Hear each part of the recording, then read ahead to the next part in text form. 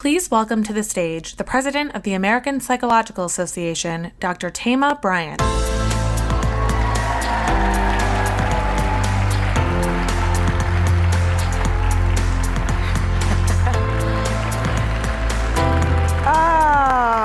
It is good to be here.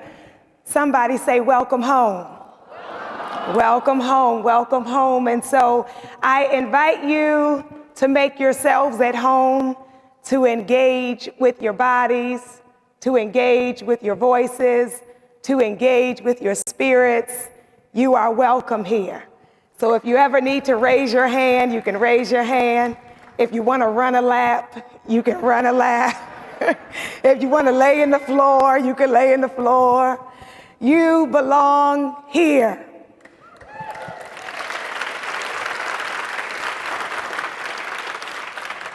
I am here on special assignment. I am here for the strong ones in your family, the strong ones in your division, the strong ones in your clinic, the strong ones in your department. I am here for those who learned early to hold it in, to press through, to mask, to pretend, to mute.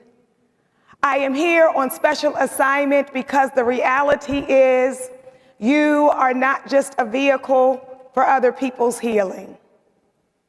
The reality is that you are deserving of healing for yourself. And so we have to start with the question, do you want to be made whole? And if you want to be made whole, I invite you to decolonize during this time. I invite you to apply the medicine, because medicine can be poured out, but it is not always utilized. Sometimes we hear something good and we say, oh, that was interesting. And before you get home, you have forgotten what you heard. Some of us can take 1,000,000 notes and never look back at that little notebook that you carried around the whole convention. Ask me how I know. And so we want to actually apply the medicine. We want to be able to live it out. So we are going to talk about liberation and African-centered psychology and healing the wounds of trauma, not only for those we serve or those we research or those we teach or those we engage with in our organizational life, but for ourselves. So just turn and tell somebody she's talking to me. If you are streaming and you have a chat box, you can put in the chat box, she's talking to me. And so it is important that we honor our positionality, both where we are and who we are.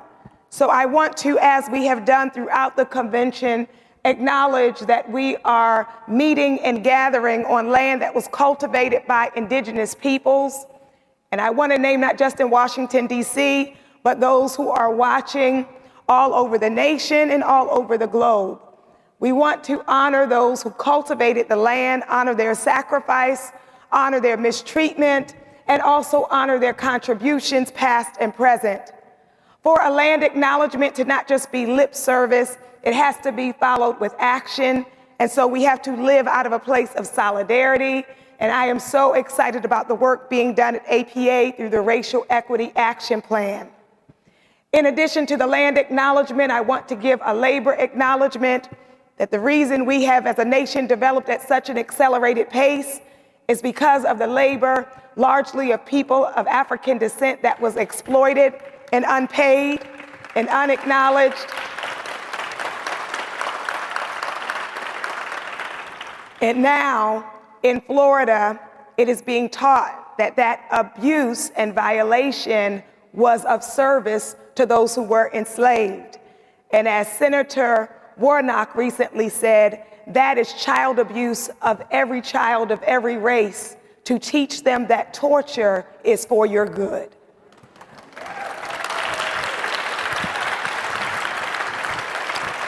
So that is where we are, and I must say who I am.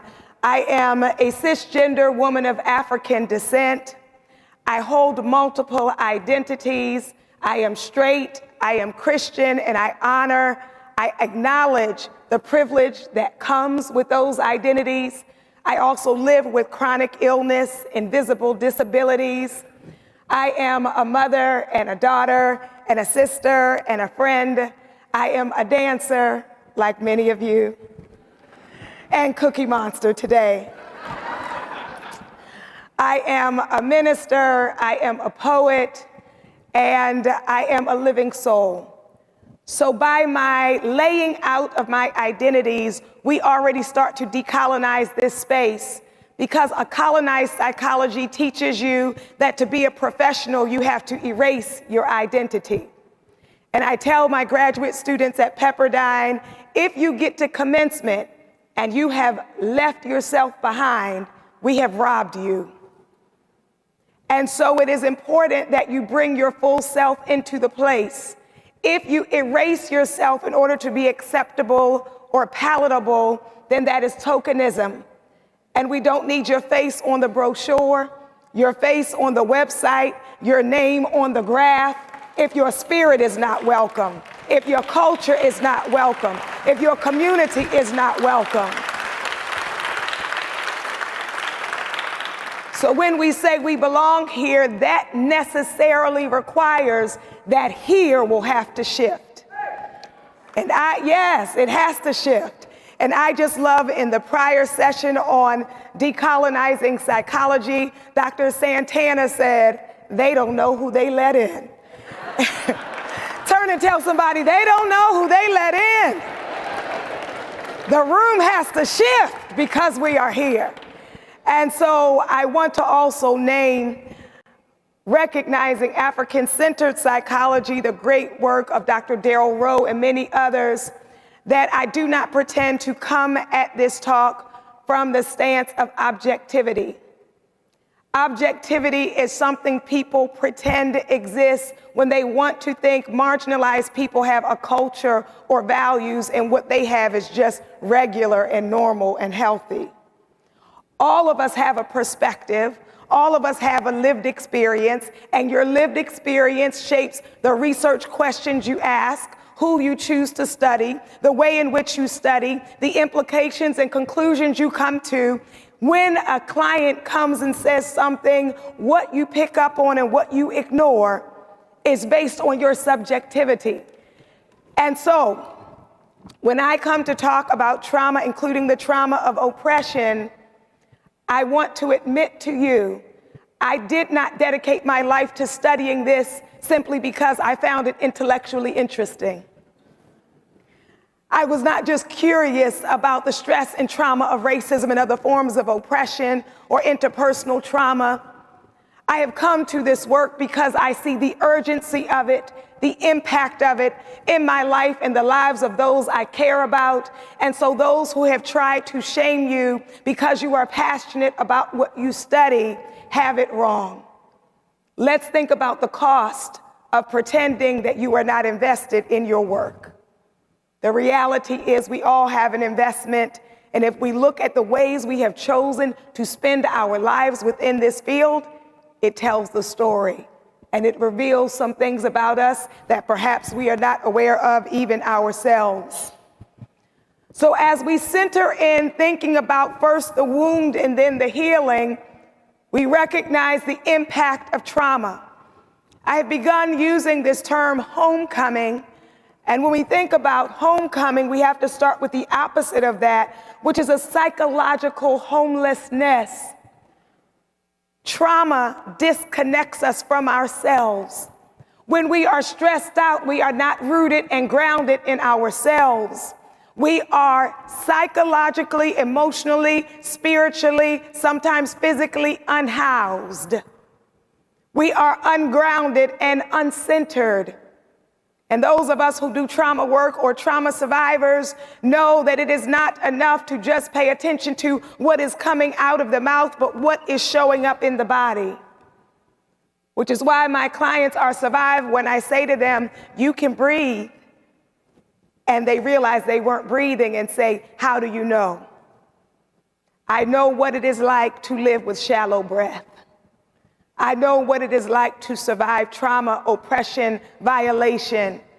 And so we are given the space within feminist psychology and some other forms of psychology to tell our story, to not feel that we have to hide.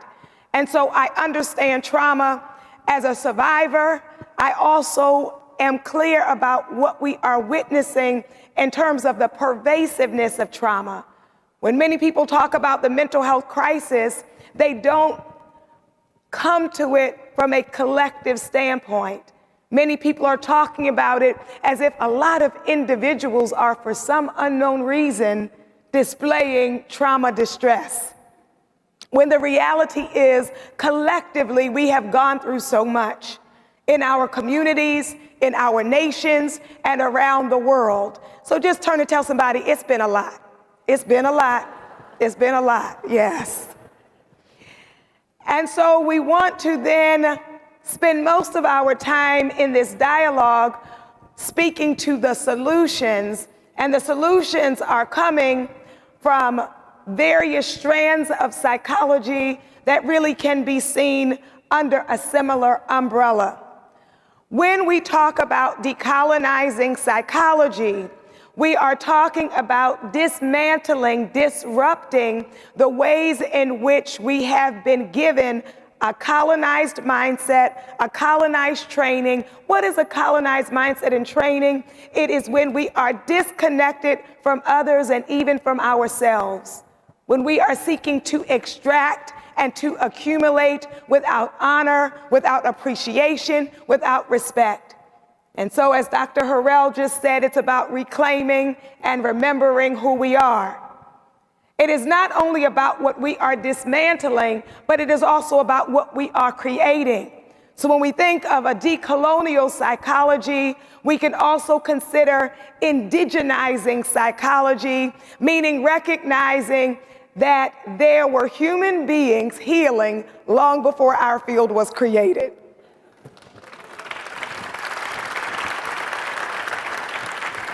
So it is very arrogant of us to say in all of our wisdom and ego, if you haven't had any sessions, you haven't worked on yourself. Now, I say that as a provider, and I say that as someone who has benefited from therapy, and yet we know that there are multiple ways of healing, and to pretend otherwise is a colonized mindset. Especially when you think about the fact that there are nations with less than 20 psychologists. So are we saying that it is impossible for them to know wholeness until we come there for 2 weeks?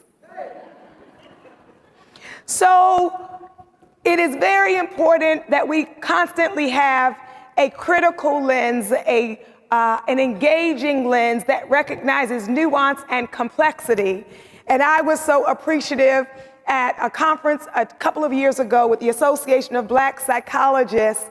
There were a panel of African psychologists, and one of the South African psychologists said very clearly, decolonizing is not a metaphor.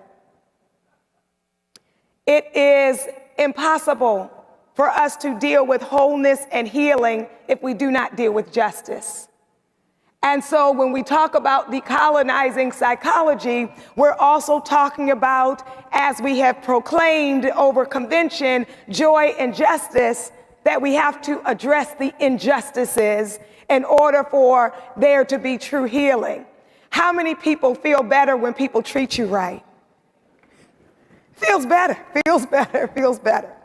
So we think about decolonizing, decolonial, indigenizing. We also want to acknowledge liberation psychology that was born out of Latin America. And the founder of liberation psychology was also a priest and a psychologist. And so it is holistic, mind, body, spirit. And we recognize the great wisdom that comes from African-centered psychology. Many of our psychological traditions have not been disseminated or taught in our mainstream curriculum, and so we also talk about decolonize your syllabus. And this isn't a matter of doing people a favor, is not just adding names or adding identities because it will look right. It is because a psychology that is written by one narrow group of people is not a global psychology. It is culturally inappropriate, it is unethical, and it is harmful. And so we have to. If you think about who are the great contributors to our science, and the people you come up with are only white, or only straight, or only cisgender, or only able-bodied, you are missing the reality of the richness of our field. And so many people are not aware of the great scholars, and I'm so glad we have a recent issue, a special issue in the American Psychologist, featuring great pioneers and contributors to Black psychology. Let's give that a big hand. And we also want to be mindful of intersectionality. And so womanist psychology is psychology that is born out of the wisdom of Black women, our wisdom and our experience. And APA actually has a book that I co-edited with Dr. Lillian Como-Stias, Womanist and Mujerista Psychologies, looking at the wisdom that comes from Black women and Latinas and Latinx psychologists.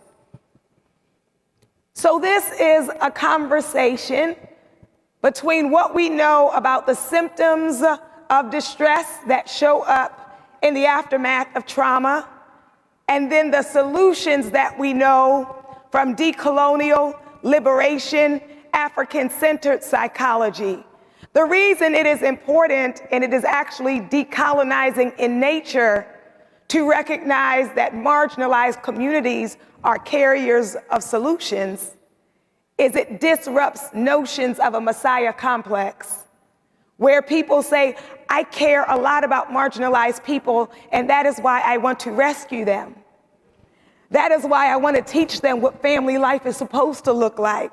That is why I want to take them under my wing and mentor them so they can be an imitation of me. No, a disconnection from cultural roots is the illness. And so to heal the illness of disconnection, we have to go back to culture, to traditions, to the richness of our heritage. And when I say that, I mean all of us, even those who were taught that they do not have an ethnicity. Sure you do. You may just not have been raised knowing it, but guess what? It's not too late to learn it.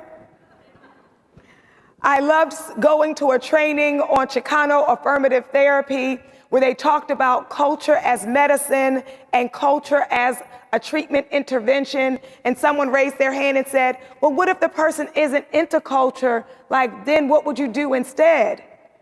And the instructor, Dr. Manuel, said, if someone came to therapy and said, I don't do mindfulness or I never heard of it, you wouldn't immediately just take it off the list. Like, oh, do we only do interventions people already know? No. So when we recognize that getting an affirmative sense of your own identity is actually healing by our own science, then to leave it off the table is problematic and incomplete. So I will talk about what trauma does, and then I will talk about the principles that we know from liberation, from decolonial, from African-centered and womanist psychology. So what does complex trauma do to our emotions and to our affect? One of the impacts of complex trauma is affect dysregulation. And I think we have either all experienced or witnessed someone who very quickly goes from 1 to 10. If you're sitting next to him, just blink at me. Just blink. So there can be this sense of if I am threatened in any way, then I have to explode because I am afraid that if I let any small thing pass, then I will be harmed, right?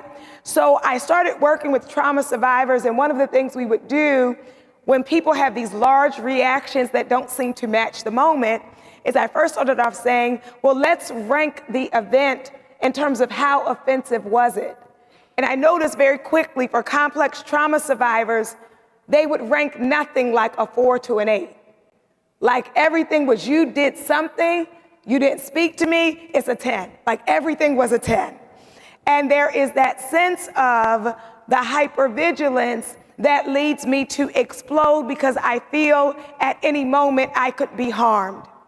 Not only do we see affect dysregulation, but from a clinical standpoint, affect and emotion is treated as something to be dissected, something to be diagnosed, something to be controlled, subdued, and managed. Haven't we used that language? How to manage your emotions, right? We need to control your emotions.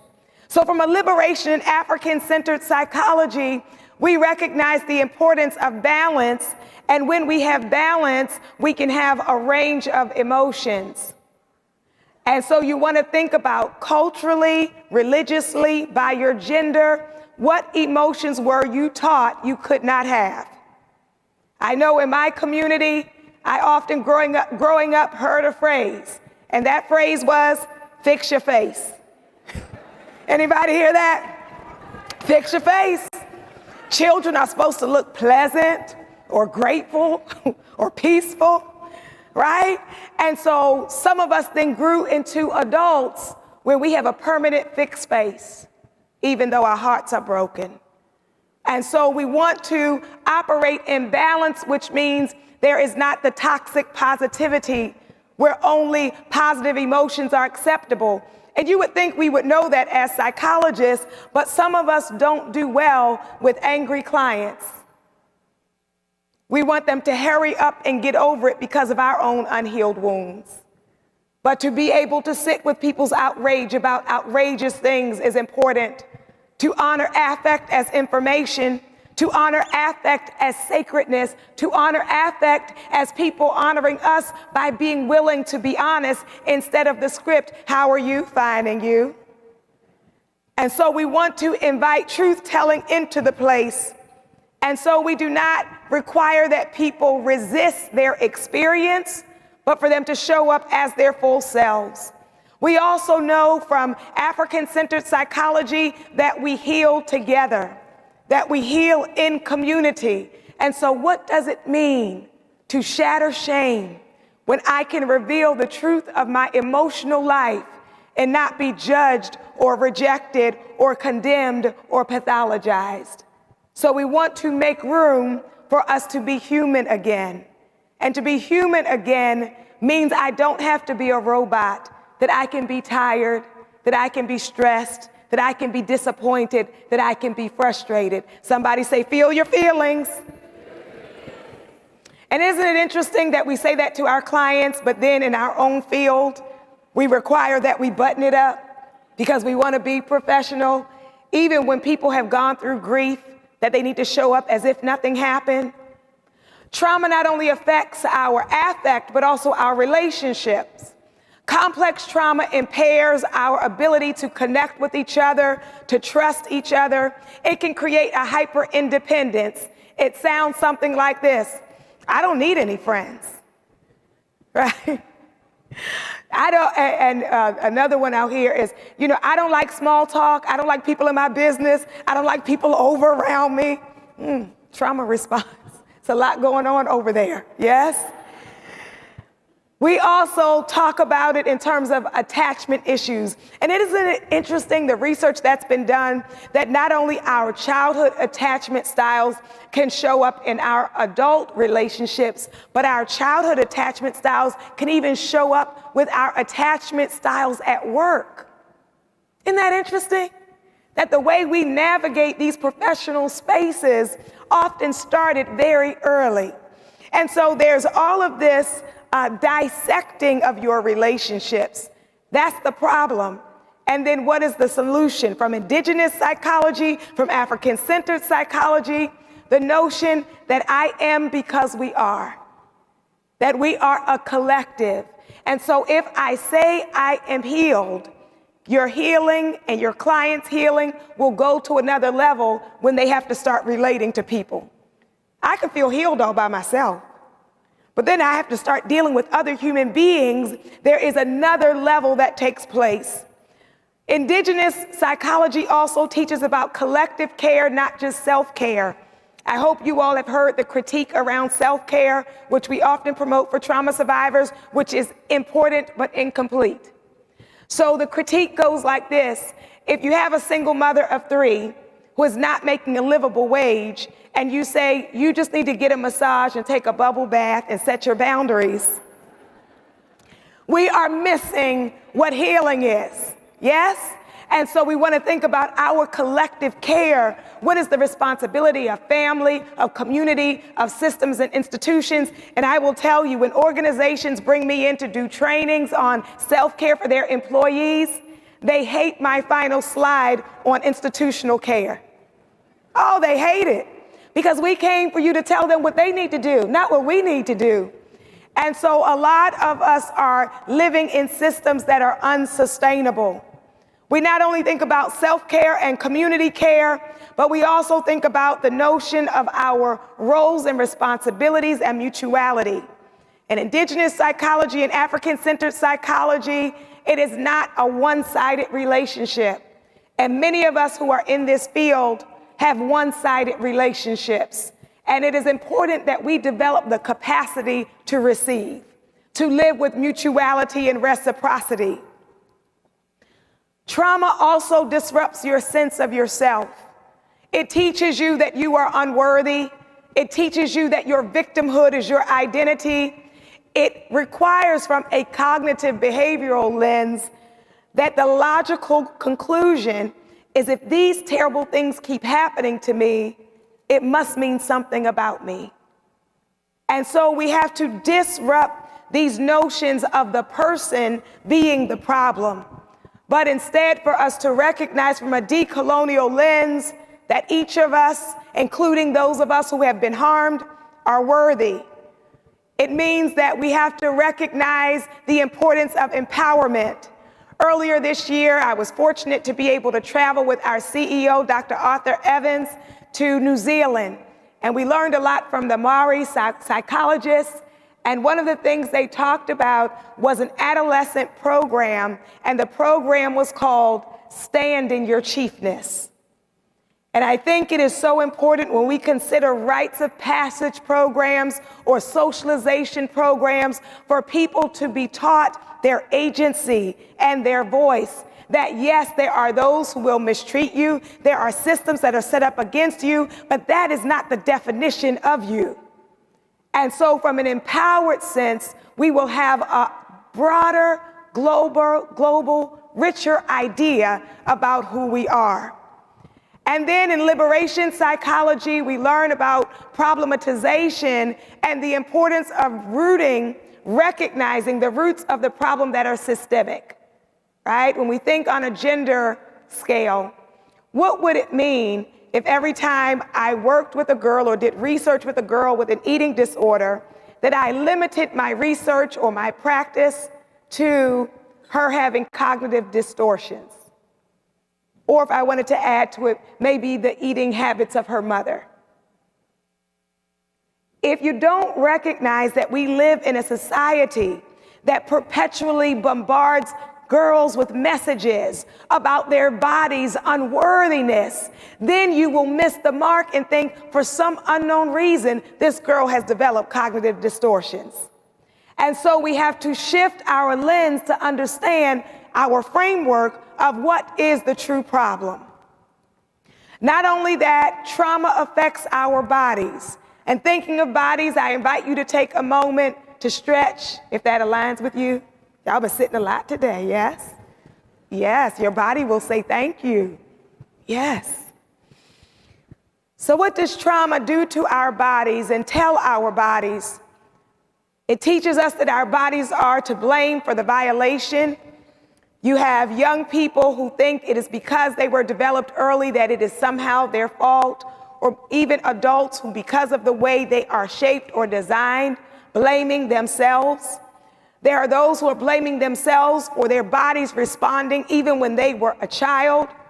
There are those who sit with having ignored their bodies, dismissed their bodies, disconnected from their bodies.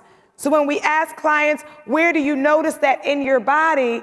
It sounds like a very strange question, because we have been taught to be floating heads and not grounded in our bodies.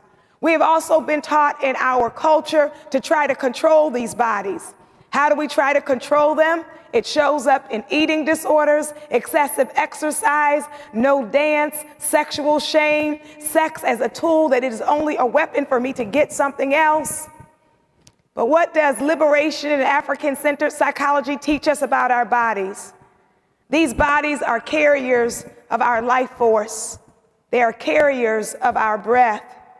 These bodies are connected to the unseen. These bodies are to be seen and celebrated and held and nourished and fed and well rested, all the things we don't do. These bodies are worthy of care. These bodies are worthy of pleasure. These bodies are worthy of rest. These bodies can get free and healed when they begin to move and dance. Embodied healing is necessary. I cannot simply think my way into a healed relationship with my body. I have to bring my body along with me. Is that right?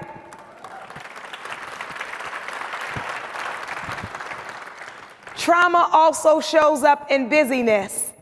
And I will say that my awareness of this coping strategy was not first observed in my clients, but first observed in me. And many trauma survivors cope with a spirit of excellence. And when you cope by being excellent and busy, many people can miss it, and you can miss it yourself. When I was in graduate school, I told my supervisor that I wanted to work with, it was a child guidance clinic. I wanted to work with girls who were depressed with low self-esteem. I wonder why. I wanted to work with girls who were depressed with low self-esteem. I told him the beginning of the year, and all he kept sending me were boys with conduct disorder. Boys with conduct just fighting, on the school bus fighting, yelling at teachers. And I'm like, maybe he forgot like my memo, you know. So I go back to the supervisor and I'm like, I'd like the depressed girls who need to be encouraged. They have wings and they can fly. Like, that is the work I want to do. And he said, Tama, the girls with internalizing symptoms often get overlooked. Nobody sees their distress. If you are depressed and quiet and sit in class, nobody will notice. It is those who are turning over tables who get mandated to therapy. And so I thought about the fact that there are many who invest their full energy in trying to prove their worthiness. And I believe some of those are in this space on today. And I want you to know what I discovered from my own experience and then those I work with, that busy is not the same thing as healed. Busy, you can have an incredible CV and be as broken as you want to be. And so we recognize, instead of trying to prove our worthiness or prove our safety, trying to prove that we are enough, that from an indigenous standpoint, when we have perpetual busyness, that is a symptom of disharmony, that some of us can't sit still. Some people can't tolerate silence. Some people get agitated and triggered by mindfulness, by soulfulness, by sacred breath. That is also a product of a capitalistic culture.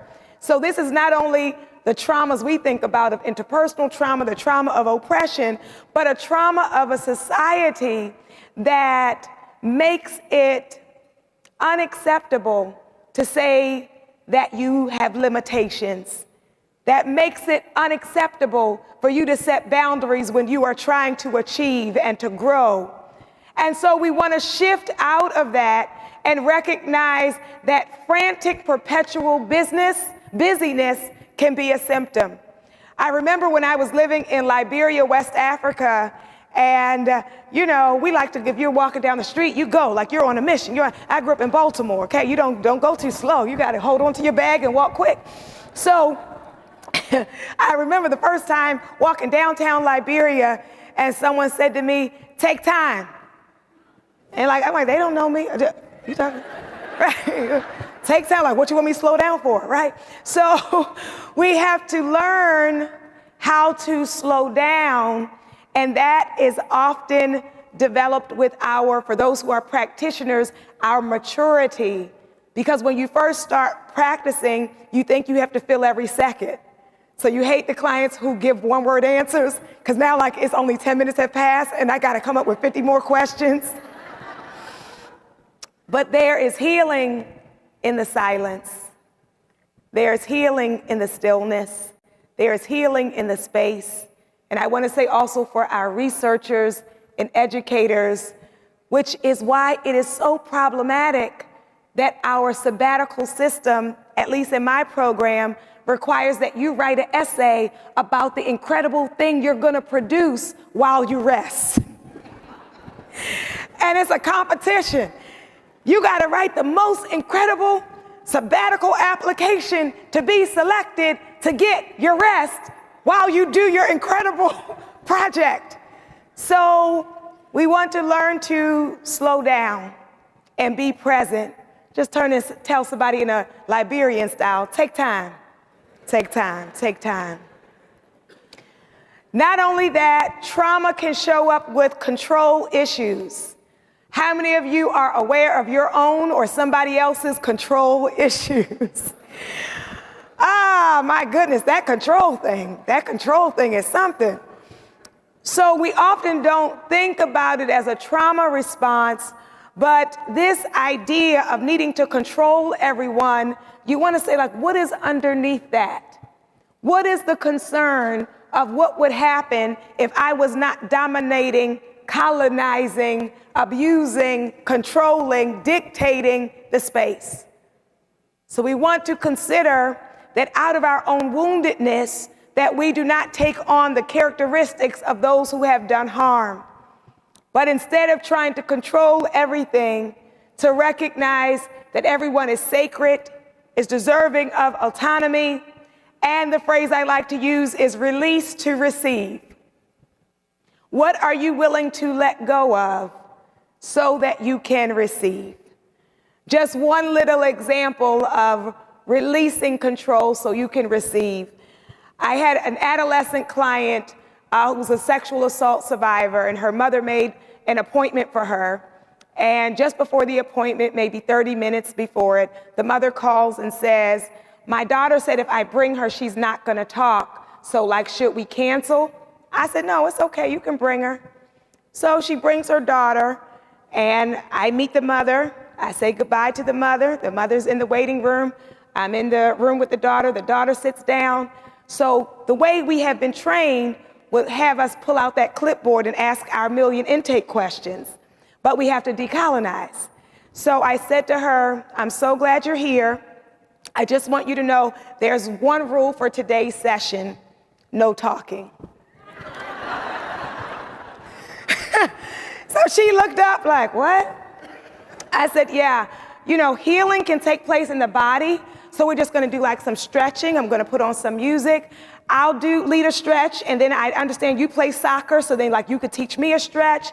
And so, you know, so then I'm like, "Okay, it's your turn." And it's okay, So after about the third rotation, she said, "Can I say something?" I mean, that's like kind of against the rules of the day, but if you want, let me stop the music. Release to receive. Release to receive. Sometimes we make the mistake of becoming aggressive with those we are supposed to be trying to heal. And let me tell you, you can't outmaneuver a real trauma survivor. So it's not going to help you to get intense, because they're going to take it up a notch without limitation. And so we just release. We just release and show up in an understanding of why people are vigilant and knowing I have to earn it. I have to earn your trust, and I'm willing to earn it because you are worthy of the effort of me trying to earn it. Then we recognize that many in psychology, in that traditional context of trauma recovery, learn what we would call survival mode. So survival mode, these Western notions of trauma recovery, the model usually ends with coping strategies, right? Coping strategies and meaning making. But how many of you know there's more to life than coping?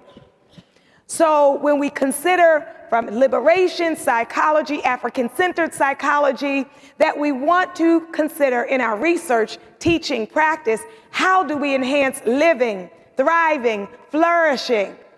And so how do we get there? We get there with consciousness raising, for people to understand the systems in which they are navigating. Once I understand the system, then I know how to maneuver through it. When I don't understand what I'm looking at, then I am perpetually stuck, self-sabotaging, and self-blaming. We also have to learn with liberation psychology, resistant strategies. It is not acceptable to tell people who are facing oppression and other forms of abuse to just learn how to cope. Right? If you have a client who's being sexually harassed and you just every week do some mindfulness with them and then send them back to that same job, they're facing racism. If they are facing abuse, then we have to talk about how do I resist? And so we can resist external systems, and that might mean I want to leave that job, or I want to file a complaint, or I want to figure out how to join with other people to shift this system. It may mean that I'm going to protest. It may mean I'm going to run for office. There are many forms of resistance, including joy as resistance. To have joy anyhow is a form of resistance.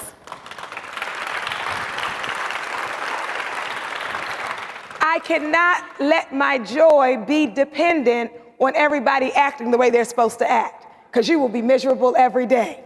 And so I take my joy as an act of liberation. So I want to remind us in our research, in our teaching, our practice, our application, never make the end goal symptom cessation. The truth is someone can no longer have suicidal thoughts and still have no joy. They may no longer be cutting, they may no longer be using drugs, but they still don't have a sense of purpose. And so we want to think about growth beyond symptom cessation. So the story of my scholarship, my body of work, tells you about my lived experience and my hoped experience. So a lot of my early research went through different forms of trauma.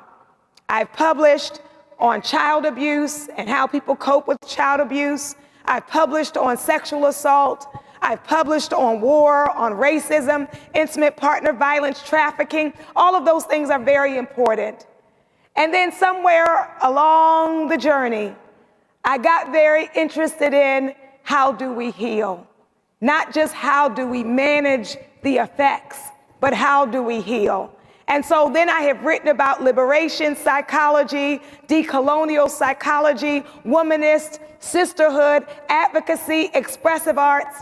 And I have also taken to, just as of last year, public scholarship, publishing popular books for the people. Who are the people? Those who have been underserved. Because if we spend all of our time creating, and I love our convention, aren't we having a good time? But if it never reaches beyond the walls of our library or beyond the walls of who can access our journals or who came to our poster presentation, what was it all for? And so I hope when you think of decolonizing, you will not only think about how you can work to resist injustice and create liberation, but also how can you help disseminate our science beyond the academy. That might be through your social media, that might be on YouTube, it can be any number of ways on podcasts, but we want to consider our word in council, which is make impact. How can we make impact? So I do have some work in progress. I have developed a trauma recovery model for Christian clients, and I am in process on that publication. I'm also have written about applying trauma response categories to the trauma of oppression. I have an article in production in preparation on sexual trauma with Black women. I have a study being done on healing race-based stress and trauma through psychotherapy. And then I have a book for the popular community, which is in development, Matters of the Heart, healing your relationship with yourself and others. So I want to say to you, very importantly, that I am a work in progress, and that each of us are a work in progress. And we have many students here, many early career people here, and they come up with such appreciation, which I appreciate. And I want you to know that each of us are ever evolving, ever becoming, and it is a daily decision to have to push through the messages that teach you to even colonize yourself, that teach you to censor and silence yourself, that teach you to hang back and subdue yourself. And so in each moment, we can make a decision to live liberated lives. And so what I want to invite you to do in our final 2 minutes to liberate your life is to dance with me. So those who are able and aligned, I invite you to stand. Those who are seated, you can move in your chair, as we had someone in our flash mob today, Dr. Donna Marie, was dancing in the chair. So any of it will work. Just turn and tell somebody, don't get shy. Tell them, I know you have moves. I know you have moves. In the morning, when I rise, when I rise, when I rise, when I won't rise holy, when I rise in the morning, when I walk in the